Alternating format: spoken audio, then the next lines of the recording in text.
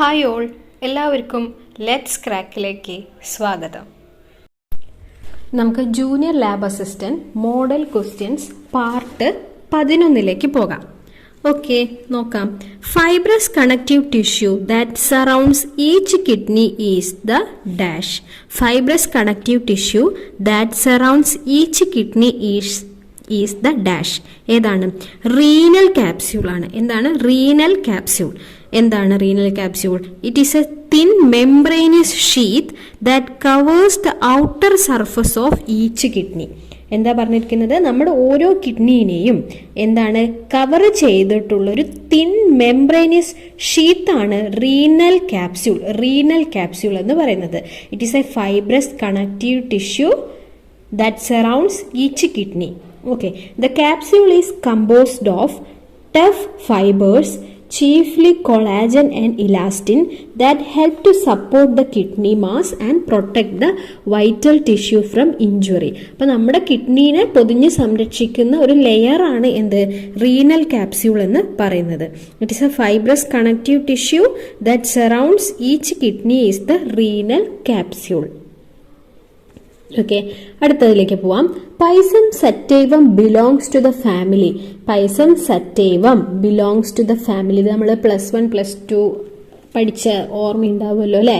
പയറുവർഗം ആണ് ശരിക്കും പൈസം സറ്റൈവം എന്ന് പറയുന്നത് അടങ്ങിയിരിക്കുന്ന ഫാമിലി. ഏതാണ്? ഫാബേസിയെ. ഫാബേസിയെ എന്ന് പറയുന്ന ഫാമിലിയിലാണ് പൈസം സറ്റൈവം ഉൾക്കൊള്ളുന്നത്. വായിക്കാം. The Fabaceae commonly known as the legume pea or bean family. അല്ലെ, പയറുവർഗം are a large and agriculturally important family of flowering plants. It includes trees, shrubs and perennial or annual herbaceous plants which are easily recognized by their fruit and their compound stipulate leaves. അപ്പോൾ അത് നമുക്ക് എങ്ങനെയൊക്കെ recognise ചെയ്യാൻ പറ്റും, അതിന്റെ പ്രത്യേകതകൾ എന്തൊക്കെയാണെന്നാണ് പറഞ്ഞിരിക്കുന്നത്. ഈ ഫാബേസിയ ഫാമിലിനെ നമുക്ക് കണ്ടാൽ എങ്ങനെ തിരിച്ചറിയാൻ പറ്റും? പയറുവർഗത്തിൽ പെടുന്നതാണ് ഈ ഫാബേസിയ ഫാമിലി എന്ന് പറയുന്നത്. അത് ഓർത്തു വെക്കുക. പൈസം സറ്റൈവം ബിലോങ്സ് ടു എന്താണ്? Fabaceae family. അടുത്തതിലേക്ക് പോകാം. Reflected light is used in which type of microscope? Reflected light is used in which type of microscope? Dark field microscope. ഏതാണ്? Dark field microscope. Dark field microscopy describes microscopy methods in both light and electron microscopy. Okay, light മൈക്രോസ്കോപ്പിയിലും electron മൈക്രോസ്കോപ്പിയിലും നമുക്ക് ഏത് describe ചെയ്യാൻ പറ്റും? ഈ dark field microscopy describe ചെയ്യാൻ പറ്റും. Which exclude the unscattered beam from the image. In reflected light microscope, the light incident on the sample and it is reflected, so speculate. അപ്പം റിഫ്ലക്റ്റഡ് ലൈറ്റ് എന്താണ് നമ്മൾ ഉപയോഗപ്പെടുത്തുന്ന microscope? ഏതാണ്? Dark field മൈക്രോസ്കോപ്പാണ്. ഇതാണ് dark field microscope. അടുത്തതിലേക്ക് പോകാം. Which is the theory of acids and bases? ഏതാണ് തിയറി? അറീനിയസ് തിയറിയാണ്. ഏതാണ്? Arrhenius theory. This theory is introduced in 1887 by the Swedish scientist Svante Arrhenius. Okay, according to the Arrhenius theory, a substance which produces hydrogen ion in water called acid. A substance which produces hydroxide ion in water called base. അപ്പോൾ ആസിഡിനെ ബേസിനെ എങ്ങനെയാണ് വേർതിരിച്ച് മനസ്സിലാക്കുന്നത്? ഈ theory പ്രകാരം ഒരു substance hydrogen ion ആണ് വാട്ടറിൽ produce ചെയ്യുന്നത് എങ്കിൽ അത് ആസിഡ് ആയിരിക്കും. A substance which produce hydroxide ion ആണ് ഉണ്ടാക്കുന്നത് എങ്കിൽ അത് ബേസ് ആയിരിക്കും. ചിത്രം നോക്കി വെക്കാം കേട്ടോ. അപ്പോൾ അറീനിയസ് തിയറി മനസ്സിലായല്ലോ. H+ അയോൺ ആണെങ്കിൽ ആസിഡും OH- അയോൺ ആണെങ്കിൽ ബേസും ആണ്. സിമ്പിൾ ആണല്ലോ. അടുത്തതിലേക്ക് പോകാം. Hypothalamus is otherwise known as. Hypothalamus അറിയാലോ, ബ്രെയിനിലെ പ്രധാനപ്പെട്ട. ഇത് എന്തിനൊക്കെയാണ് സഹായിക്കുന്നത്? ശരീര താപനില, ജലസന്തുലനം, രക്തപ്രവാഹ പ്രക്രിയയുടെ ആ ഒരു ത്വരിതപ്പെടുത്തുക. ഇതൊക്കെയാണ് ഹൈപ്പോതലാമസിന്റെ മെയിൻ ഫങ്ഷൻസ് എന്ന് പറയുന്നത്. വേറെ ഉണ്ട് കേട്ടോ. അപ്പൊ നമുക്ക് വായിക്കാം. Hypothalamus is otherwise known as mammillary region. എന്താണ് mammillary region? The hypothalamus is a part of the brain that contains a number of small nuclei with a variety of functions. The major nuclei include posterior hypothalamic nucleus and mammillary nuclei. The major nuclei include posterior hypothalamic nucleus and mammillary nuclei. One of the most important functions of hypothalamus is to link the nervous system to the endocrine system via pituitary gland. Pituitary gland വഴി നമ്മുടെ nervous സിസ്റ്റത്തിന് endocrine സിസ്റ്റമായിട്ട് link ചെയ്യുക എന്നുള്ളതാണ് എന്ത് ഹൈപ്പോതലാമസിന്റെ important function എന്ന് പറയുന്നത്. One of the most important function എന്നാണ് പറഞ്ഞിരിക്കുന്നത്. എന്താണ്? To link the nervous system ആരുമായിട്ട്? എൻഡോക്രൈൻ സിസ്റ്റമായിട്ട് വയ പിറ്റ്യൂട്ടറി ഗ്ലാൻഡ്. അപ്പോൾ ഹൈപ്പോതലാമസ് എന്തു പേരിലും അറിയപ്പെടുന്നു? മാമിലറി റീജിയൻ എന്നും അറിയപ്പെടുന്നു. അടുത്തതിലേക്ക് പോകാം. Which cell will help us to identify the colours? അതായത് നമ്മുടെ റെറ്റിനയിലെ ഏത് സെൽസ് ആണ് നമ്മുടെ കളേഴ്സ് ഐഡന്റിഫൈ ചെയ്യാൻ വേണ്ടിയിട്ട് സഹായിക്കുന്നത്? രണ്ട് ടൈപ്സ് സെൽസ് അറിയാലോ. ഏതൊക്കെയാണ്? കോൺ സെൽസും റോഡ് സെൽസും. കോൺ കോശങ്ങളും റോഡ് കോശങ്ങളും. അതിൽ റോമ എന്നുള്ളൊരു കോഡ് ഓർത്ത് വെക്കാം. റോമക്കാർ, റോമ അതായത് റോഡ് കോശങ്ങൾ മങ്ങിയ പ്രകാശത്തിൽ കാഴ്ച സാധ്യമാക്കുന്നു. റോമ അത് കണക്ട് ചെയ്ത് വെച്ചാൽ മറ്റേത് കണക്ട് ചെയ്യാൻ പറ്റുമല്ലോ. അതായത് റോഡ് കോശങ്ങൾ മങ്ങിയ പ്രകാശത്തിലാണെങ്കിൽ കോൺ കോശങ്ങൾ എന്തിനു സഹായിക്കും? തീവ്രപ്രകാശത്തിലുള്ള കാഴ്ച സാധ്യം, അതായത് കളേഴ്സ് ഐഡന്റിഫൈ ചെയ്യാൻ വേണ്ടിയിട്ട് സഹായിക്കും. അപ്പോൾ വായിച്ചു നോക്കാം. Cones are a type of photoreceptor cell in retina. Photoreceptor സെല്ലാണ് ഏത്? കോൺ എന്ന് പറഞ്ഞിട്ടുണ്ടെങ്കിൽ they give us our colour vision. നമ്മുടെ കളർ വിഷൻ സാധ്യമാക്കുന്നത് ആരാണ്? ഈ കോൺ കോശങ്ങളാണ്. Cones are concentrated in the centre of our retina in an area called macula. The retina has approximately 120 million rods and 6 million cones. നമ്മുടെ റെറ്റിനയിൽ ഏകദേശം 120 million road കോശങ്ങളും 6 million കോൺ കോശങ്ങളുമാണ്. ചോദ്യം എന്തായിരുന്നു? നമ്മളെ കളർ വിഷൻ സാധ്യമാക്കുന്നത് ആരാണ്? കോൺ കോശങ്ങളാണ്, അഥവാ കോൺ സെൽസ് ആണ്. ഓർത്തു വെക്കുക കേട്ടോ. അടുത്തതിലേക്ക് പോകാം. Best vein for sample collection for blood gas analysis by analyser is. Best vein for sample collection for blood gas analysis by analyser is arterial vein. ഏത് വെയിനാണ്? ആർട്ടീരിയൽ വെയിൻ ആണ്. An arterial blood gas test explicitly blood taken from an artery. An arterial blood gas test explicitly blood taken from an artery. ABG analysis assesses a patient's partial pressure of oxygen, PaO2. അതായത് PaO2 എന്ന് പറഞ്ഞാൽ partial pressure of oxygen and carbon dioxide, PaCO2. Partial pressure of carbon dioxide. Okay, ABG analysis assesses a patient's PaO2 and PaCO2. Okay, PaO2 provides information on the oxygenation status. Oxygenation statusനെ കുറിച്ചുള്ള information ആണ് ഈ PaO2 നമ്മൾ assess ചെയ്യുമ്പോൾ കിട്ടുക. അപ്പോൾ PaCO2 എന്തായിരിക്കും? Which offers information on the ventilation status. എന്താണ് കിട്ടുന്ന ഇൻഫർമേഷൻ? വെന്റിലേഷൻ സ്റ്റാറ്റസിലുള്ള ഇൻഫർമേഷൻ ആണ് നമുക്ക് PaCO2 അസസ് ചെയ്യുമ്പോൾ കിട്ടുന്നത്. അപ്പോൾ ABG analysis assesses a patient's partial pressure of oxygen and carbon dye oxide.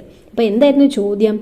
Best vein for sample collection for blood gas analysis by analyser is arterial vein. അടുത്തതിലേക്ക് പോകാം. The excretory organ of insect is called. Zoology ആണല്ലേ. The excretory organ of insect is called. ഏതാണ്? Malpighian tubules. ഇത് നമ്മൾ ചെറിയ class പഠിച്ചിട്ടുള്ളതാണ്. ഏതാണ്? Malpighian tubules excretory organ ആണ് ഇൻസെക്റ്റിന്റെ. Excretory ഓർഗനും respiratory ഓർഗനും confusion വരുത്തരുത്. നമുക്ക് വായിക്കാം. In insects Malpighian tubules are the main osmoregulatory and excretory organ and are considered analogous to the nephridia of annelids or the kidneys of vertebrates. അപ്പം ഇൻസെക്റ്റിന്റെ കേസിൽ Malpighian tubules ആണ്. ബാക്കി ഉള്ളതിന്റെ excretory ഓർഗൻസും respiratory ഓർഗൻസും കൂടി നമുക്കൊന്ന് ഇപ്പോഴേ പഠിച്ചു വെക്കാം. ഞാൻ വായിക്കാം.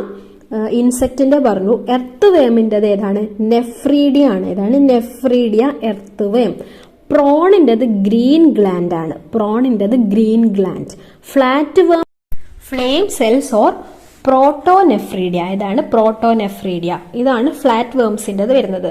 അപ്പം ഏതൊക്കെയായിരുന്നു? ഇൻസെക്റ്റിൻ്റെത് മാൽപീജിയൻ ട്യൂബ്യൂൾസ്, എർത്ത് വേമിന്റെ നെഫ്രീഡിയ, പ്രോണിൻ്റെത് green gland, flatworms flame cells. ഇനി ഇതും കൂടി പറയാം, റെസ്പിറേറ്ററിയും കൂടി പറയാം അല്ലെ. എർത്ത് വേമിൻ്റെത് ഏതാണ്? സ്കിന്നാണ്.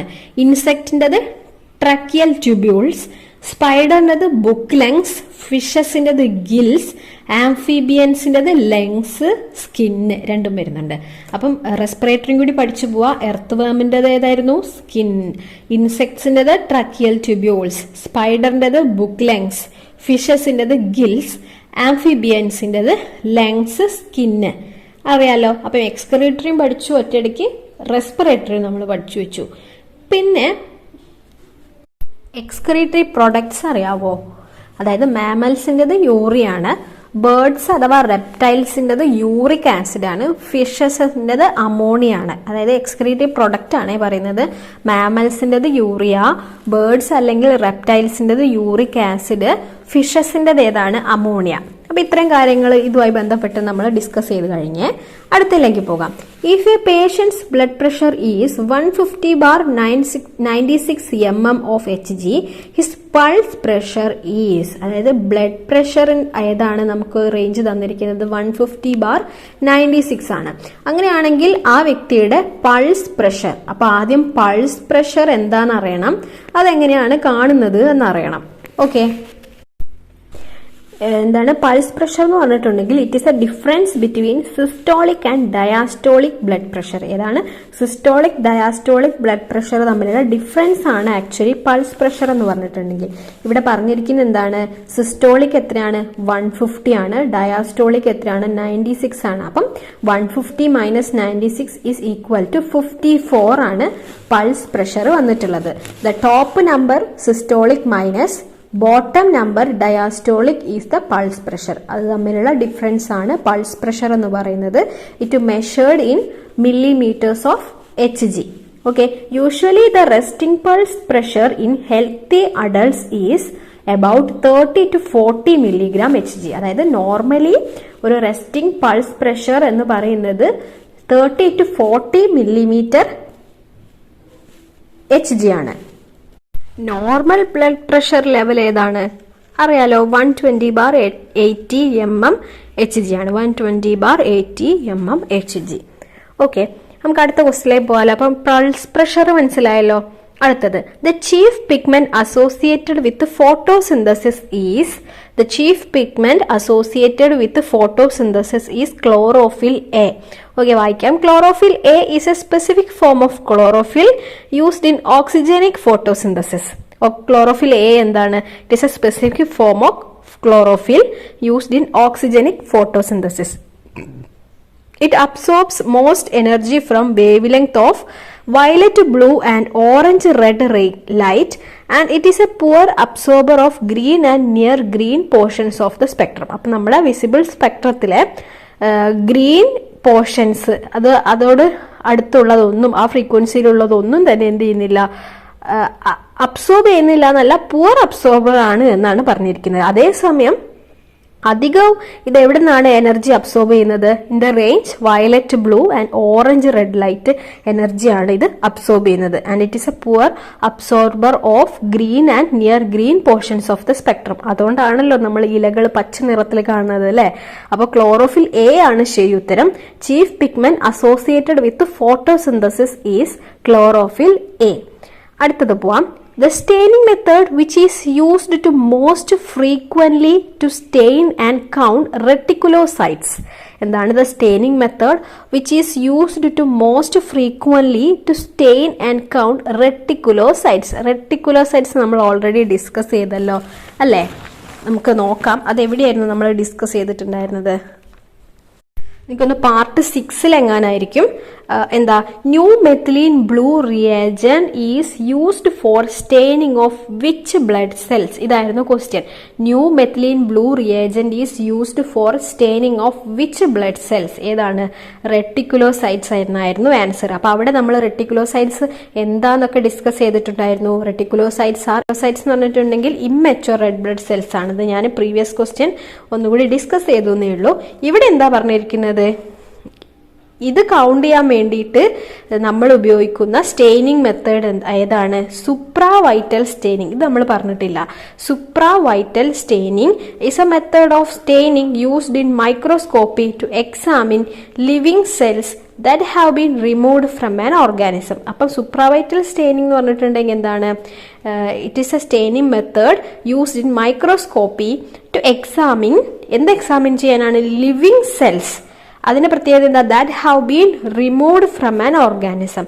അത് എക്സാമിൻ ചെയ്യാനാണ് സുപ്രാവൈറ്റൽ സ്റ്റെയിനിങ് നമ്മൾ ഉപയോഗിക്കുന്നത്. അപ്പൊ റെട്ടിക്കുലോസൈറ്റ്സ് എന്താന്ന് പറഞ്ഞു? The staining method which is used to most frequently to stain and count റെട്ടിക്കുലോസൈറ്റ്സിന്റെ ആൻസർ ആണ് സുപ്രാവൈറ്റൽ സ്റ്റെയിനിങ്. അടുത്തലേക്ക് പോവാം. The organelle known as protein factory of cell. സെല്ലിന്റെ പ്രോട്ടീൻ ഫാക്ടറി എന്നറിയപ്പെടുന്നത് ഏതാണ്? റൈബോസോംസ് ആണ്. റൈബോസോംസ്. അപ്പം നമ്മൾ റൈബോസോംസും നമ്മൾ ഓൾറെഡി ഡിസ്കസ് ചെയ്തിട്ടുള്ളതാണ്. വായിച്ചു നോക്കാം.